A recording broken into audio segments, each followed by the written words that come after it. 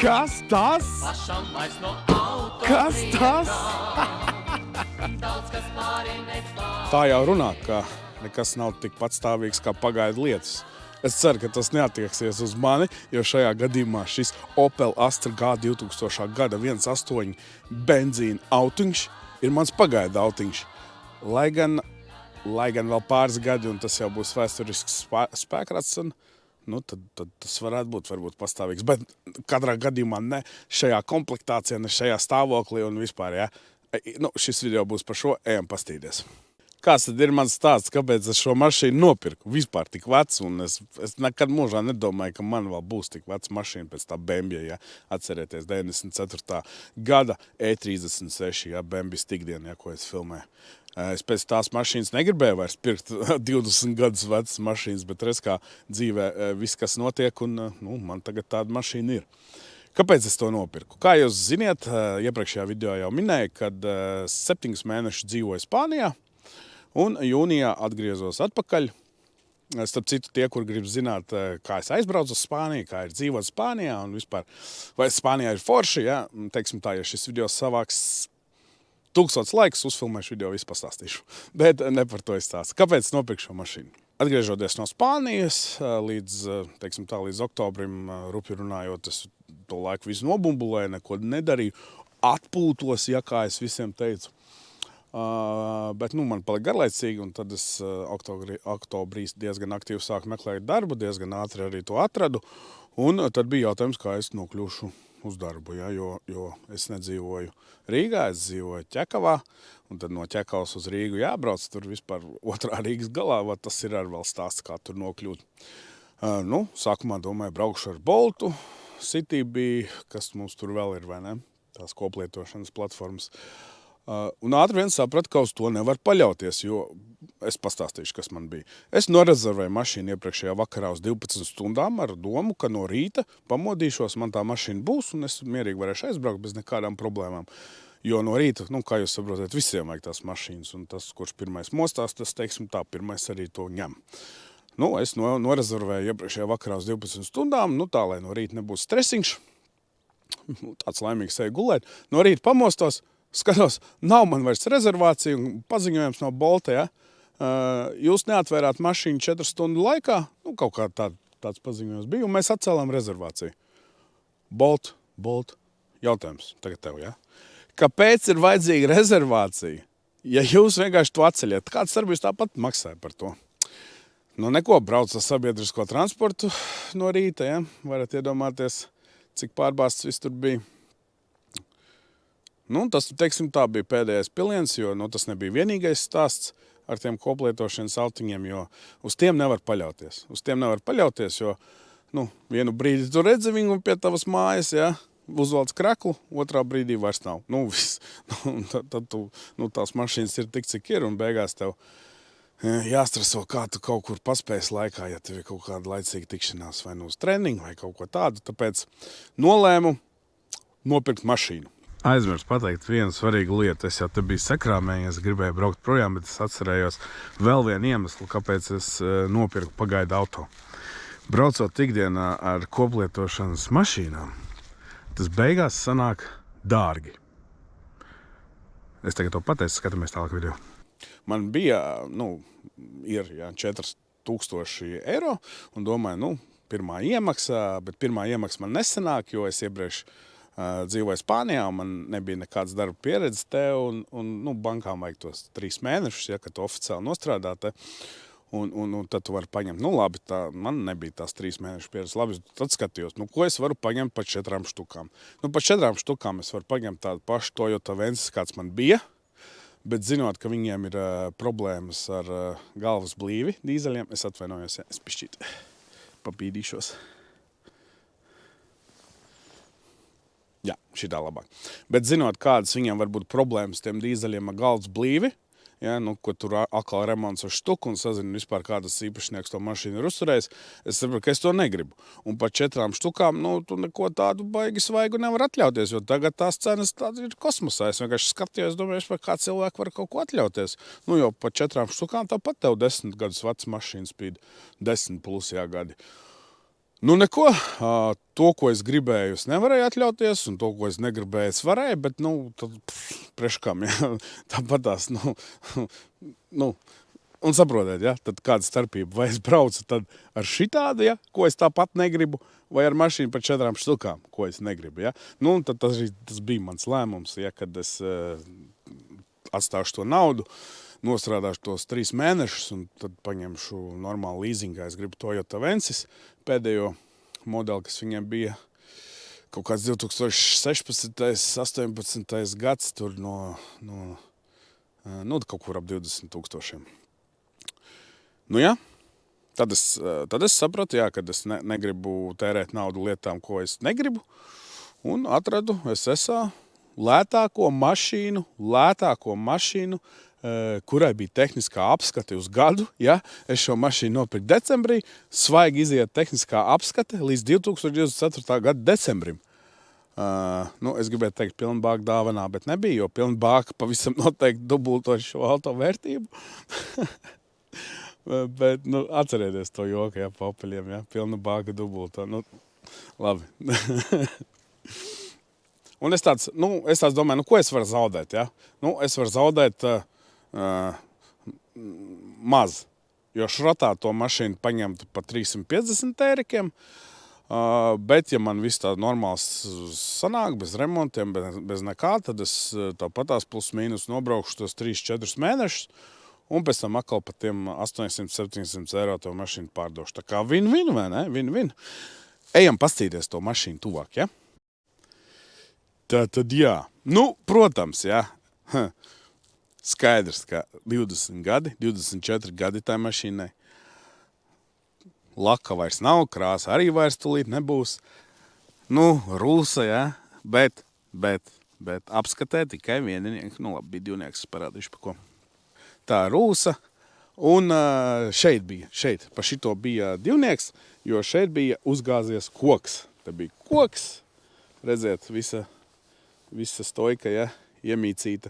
Stikls bija izsists, es domāju, ka šitas arī ir mainīts, jo rekur viņš bija balts oriģināli un tagad ir zaļš. Bet arī, sazinu, kad viņš ir mainīts, jo te jau arī nāk nost. Vienmēr sakot, man pilnīgi vienalga, kas tur notika. Pilnīgi vienalga, galvenais, lai iet uz priekšu. Un riepas, ja. Riepas 2021. gada. Tā kā 3 gadi riepām ļoti labi. Esmu apmierināts. No otras puses, jā. Jā. Opels ir Opels. Starp citu, par tiem Opeļiem runājot. Tas joks, jā, kad kāpēc Opeļu īpašnieki dienas laikā nesveicinās, tāpēc, ka viņi no rīta servisā jau sasveicinājās. Ja godīgi, tad tā varētu būt taisnība, jo, es nesatiku Opeļu īpašnieku servisā, bet mēs satikāmies no rīta McDonaldā. Es pirku kafiju, un tur blakām stāvēja vēl viens tāds pats Opel G. Un īpašnieks nāca runāties par to, kas plīst, kas neplīst. Ja, ar Toyotu tā neviens nenāca pie manis runāties, tāpēc tas teiciens varētu būt plus mīnus patiests. Ja? Principā, es uzskatu, ka mašīnai pa 700 eiro, dzirdiet paši, ja nekas negrib. Krēsls čīkst, ja. Bet man Toyota sajūga pedāls čīkstēja. Ar šitam nečīkst. Labi, viena problēma, kas te bija, nestrādāja panels.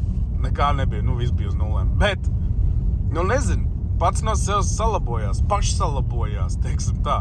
Kādu rītu atnāca un viss strādā. Ja mēs skatāmies iekšpusē, tad te bija pretīgi zaļi kaut kādi pārvalki. Man liekas, iepriekš braucis opis, ne pārāk daudz, ja mēs paskatāmies CSTD datos, tad gadā apmēram 5000 nobraukti. Aizmugurē šitā. Protams, ja es gribētu, ja es to mašīnu gribētu atstāt, tad es uztaisīju ķīmisko tīrīšanu, jo, lai man viss te būtu smuki un kārtīgi, bet nezinu, negribu.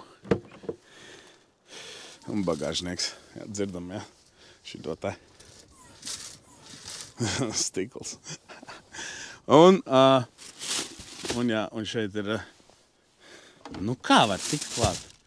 Šeit ir rezervs ritenis, kurš ir reāli ieķīlējies tur, un 100 gadus viņu nevar dabūt ārā.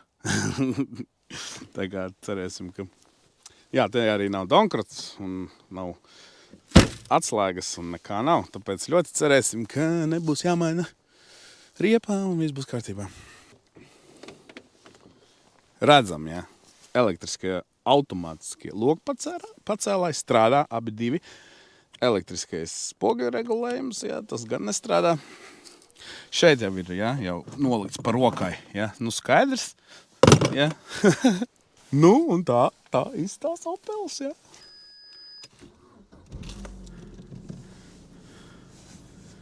Tā viss strādā, brauc normāli, antena nolausta, skan tikai Latvijas Radio 2. Šeit tur viss strādā, starp citu, ja ieslēdz condition pogu, tad var dzirdēt, ka ieslēdzās kompresors. Tā kā, nu, nebūs tā, kad jā, es tur uzpildīšu sistēmu un viss strādā. 100 punkti nebūs, bet kompresors strādā. Tā kā, kas zin, varbūt nākošais īpašnieks salabos, ja? Kas vēl? Svīst ciet logi, nežēlīgi svīst ciet logi, jo nestrādā gaisa cirkulācijas tā maiņa, ja, no iekšas vai no āras, un tur es neko nevaru darīt. Man liekas, ka ir no āras, jo tāpat smird, sapciķi tā mašīna smird. Tas tā kā atceros bērnībā, ja, man onkulim bija Opels, smirdēja, šitas smird tāpat, pēc benzīna un sadeguša benzīna, ja, nu izplūst gāzēm. Man liekas, tas Opeļiem standartiņš ir, es nezinu, vienkārši smird. Tas nav tā kā modernās mašīnas, ja. Tajā laikā pa atgāzu normām neviens nedomāja, jo smird pamatīgi un atgādina manu bērnību, kad visas mašīnas tā smirdēja. Es biju gaidījis, ka par šo cenu būs daudz sliktāks auto. Es biju gaidījis, ka viņš juks ārā. Es biju gaidījis, ka nestrādās ne loku pacēlāji, nestrādās ne stūrs past. Nu, zin kā, nu tā normāli nobraukts auto. Bet nē, negrab, iet normāli. Tāda sajūta arī, ka amortiņi vēl ir vietā.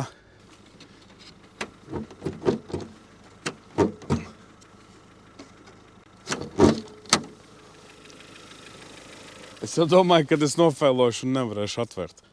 Nu, tie, kur nav redzējuši ekoteku, kur ir.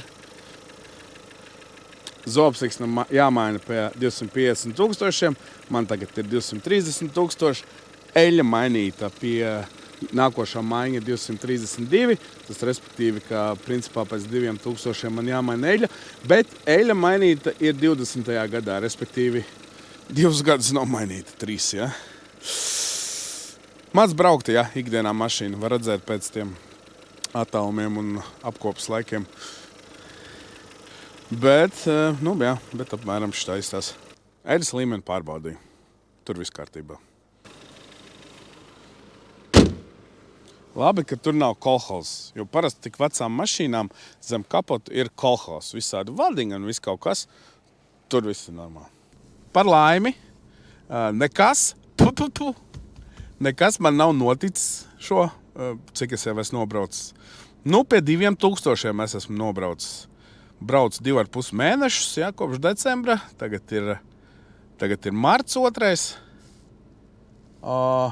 Jā, nekas nav noticis. Nu, sapcīt, es nebraucu no decembra, jo decembrī viņu ieliku servisā.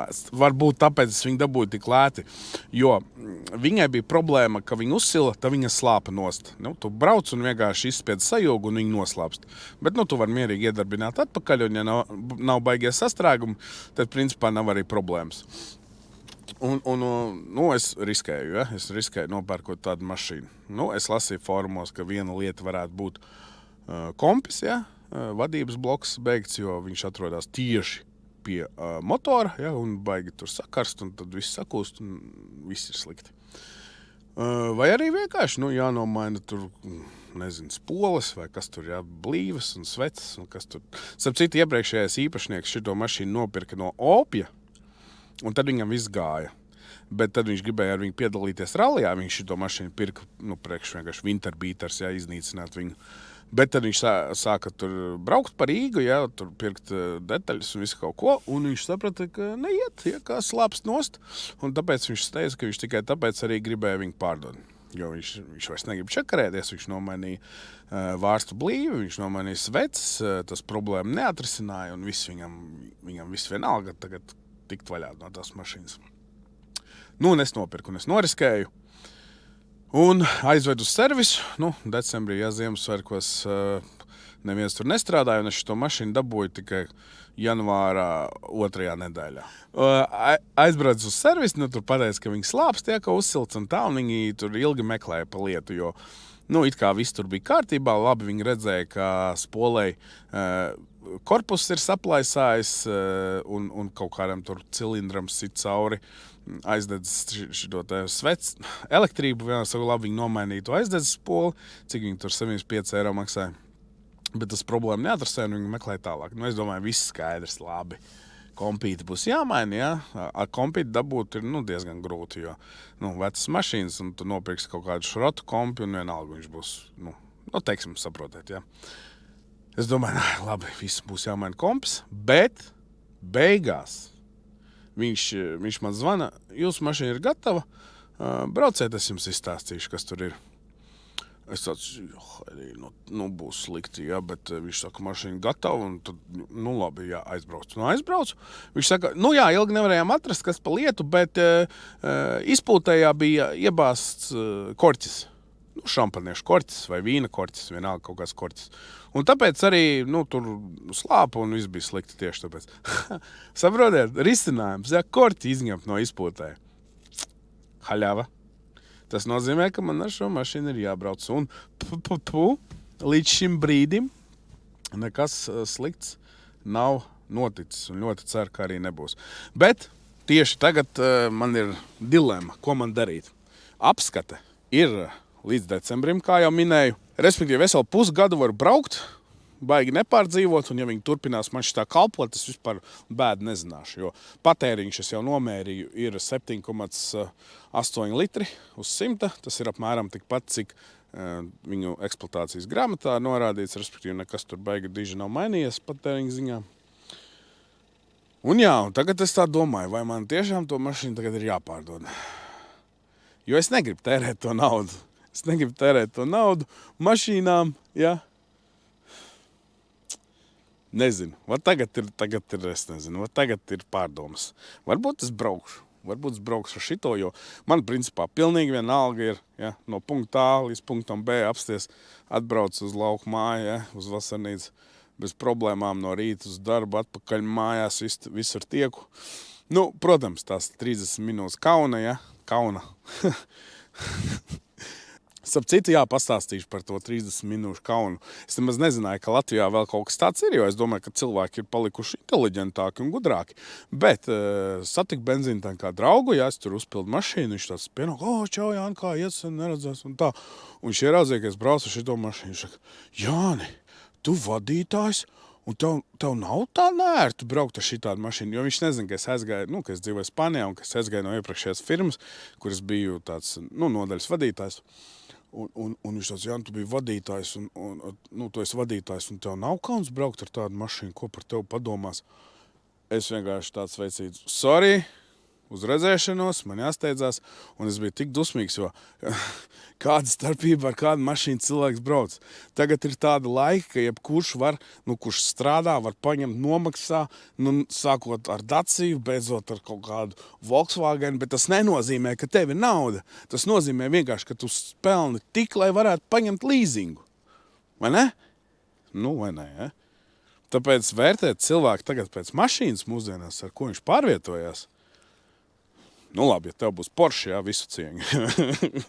Bet, jā, tā kā, ja tas cilvēks man skatās, tad nokaunies, aizēj nokaunies. Un varbūt, ja man vispār viss būs labi arī šito pusgadu, ja es ar viņu braukšu, varbūt iziet apskati un uz nākošo gadu arī, ja, ar viņu braukt, un tad varbūt arī salonu iztīrīt. Es nezinu.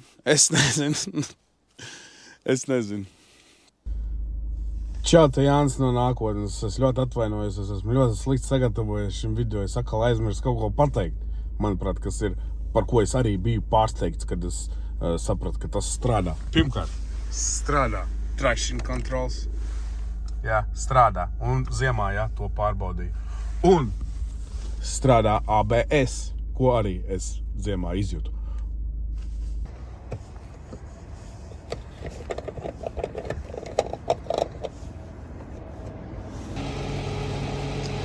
Šis, starp citu, ir, lai atskrūvētu ventili riepām. Oriģināls. 43 litri. Ar vienu uzlādi var ar vienu uzlādi. Elektroauto. Tā, ar vienu uzpildi var nobraukt apmēram 520 km. Bet jā, šis bija stāsts par manu pagaidu auto. Kāda jums ir bijusi pieredze ar pagaidu auto? Kādi jums ir bijuši plāni un vai jums ir realizējušies? Vai arī tāpat kā man nopirkt kādu pagaidu auto, no kura jūs beigās maz negribējāt šķirties un vēl joprojām braucat ar to? Rakstiet komentārus un tiksimies citos video. Čau!